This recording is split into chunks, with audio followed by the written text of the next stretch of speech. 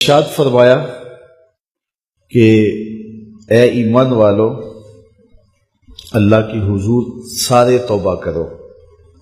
توبہ کرنے کا حکم اس آیت میں سب کو دیا گیا ہے۔ توب الی اللہ جمیعا، اے ایمان والو سب کے سب اللہ کی حضور توبہ کرو۔ علامہ اسماعیل حقی نے یہاں بڑی خوبصورت بات لکھی۔ وہ فرماتے ہیں کہ اللہ تعالیٰ نے سب کو توبہ کا حکم دے کے گناہ گاروں کا پردہ رکھ لیا۔ اگر صرف گناہ گاروں کو کہا جاتا کہ تم توبہ کرو اور ان پر واجب کر دی جاتی اور نیکوکاروں پر توبہ کرنے کا حکم نامہ نہ رکھا گیا ہوتا تو پھر گناہ گار توبہ کرتے تو وہ نمایاں ہوتے۔ تو یہاں نیکوکاروں کو کہا گیا ہے کہ تم بھی توبہ کرو، بدکاروں کو کہا گیا ہے تم بھی توبہ کرو۔ نیک توبہ کریں گے تو درجے بلند ہوں گے، گناہ گار توبہ کریں گے تو گناہ معاف ہوں گے۔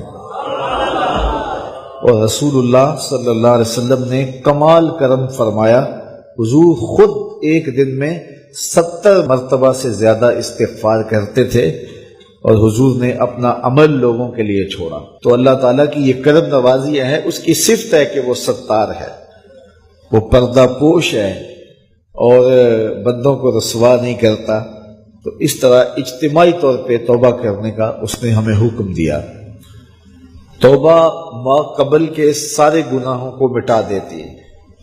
رسول کریم صلی اللہ علیہ وآلہ وسلم نے ارشاد فرمایا التائب من الذنب کمن لا ذنب لہ، گناہ سے توبہ کرنے والا ایسا ہوتا ہے جس طرح اس نے گناہ کیا ہوا ہی نہیں ہے،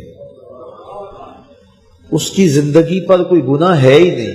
توبہ کرنے والا اس طرح گناہوں سے پاک ہو جاتا ہے جس طرح ابھی ماں کے پیٹ سے اس نے جنم لیا ہو۔ بلکہ فرمایا ہم ان کے گناہوں کو بدل کے نیکیوں میں تبدیل کر دیتے۔ تو جب گناہ بدل کے نیکیوں میں تبدیل ہوئے تو جتنا بڑا گناہ گار تھا اتنا بڑا نیکوکار ہو گیا، کیونکہ سارے کے سارے گناہ تبدیل ہو کے نیکیوں میں آ گئے۔ حضور علیہ السلام نے ارشاد فرمایا کل قیامت کے دن ایک شخص اللہ کی بارگاہ میں حاضر ہوگا اور اللہ تعالیٰ اس کو نامہ اعمال دے گا اور فرمائے گا اسے پڑھ۔ تو وہ جب اپنے نامہ اعمال کو پڑھنے لگے گا تو جو بڑے بڑے گناہ ہوں گے تو اللہ سے شرم اور حیا کی وجہ سے وہ نہیں پڑھ پائے گا، تو چھوٹے چھوٹے گناہ پڑھتا جائے گا تو بڑے بڑے گناہوں کو نظر انداز کرتا جائے گا، چھوڑتا جائے گا۔ تو جب وہ سارے گناہ پڑھ لے گا تو اللہ تعالیٰ ارشاد فرمائے گا بندے یہ جو تو نے جتنے گناہ پڑھے ہیں نا میں نے سب کو بدل کے نیکیوں میں تبدیل کر دیا۔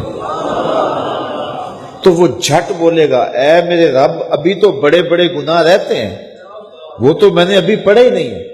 فَضَحِكَ النَّبِيُّ حَتَّى بَدَتْ أَنْيَابُهُ، حضور اتنا مسکرائے کہ حضور کی داڑھیں نظر آنے لگی، کہ پہلے گناہ چھوڑتا جاتا تھا لیکن جب کہا کہ یہ تیرے بدل کے نیکیوں میں تبدیل کر دیے تو وہ کہتا مالک ابھی تو بڑے بڑے میرے گناہ رہتے ہیں، میرے تو ابھی بڑے بڑے گناہ رہتے ہیں۔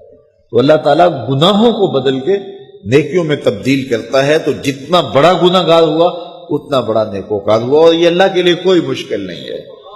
وہ سارے گناہوں کو معاف کر دے، اس کے لیے کیا مشکل ہے؟ اگر سمندروں کی جھاگ سے بھی زیادہ گناہ ہے، رب کہتا ہے میری چوکھٹ پہ آؤ تو صحیح، دامن پھیلاؤ تو صحیح، میری دہلیز پہ آؤ تو صحیح، میں تمہارے سارے گناہ معاف کر دوں، بلکہ بدل کے نیکیوں میں تبدیل کر دوں۔ حضرت عمر کا زمانہ ہے، آپ جانتے ہاتھ میں کوڑا رکھتے تھے،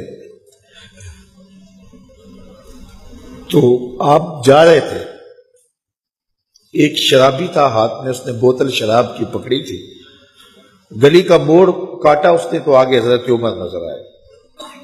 حضرت عمر تو موقع پہ سزا دیتے تھے، ہاتھ میں درہ پکڑا ہے تو اس نے دل ہی دل میں کہا مالک عمر کے قہر سے بچا لے، پکی توبہ کرتا ہوں آج کے بعد شراب نہیں پیوں گا، اور جلدی سے وہ شراب کی بوتل بغل میں دبا لی۔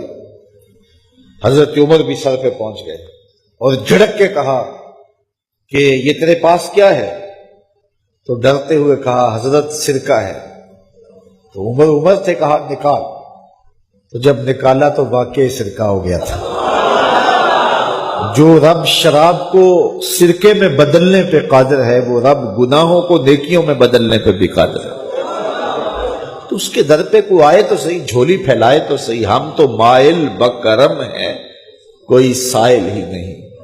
راہ دکھلائیں کسے، راہ روے منزل ہی نہیں. کوئی اس کی دہلیز پہ تو آئے، اس کی چوکھٹ پہ تو آئے.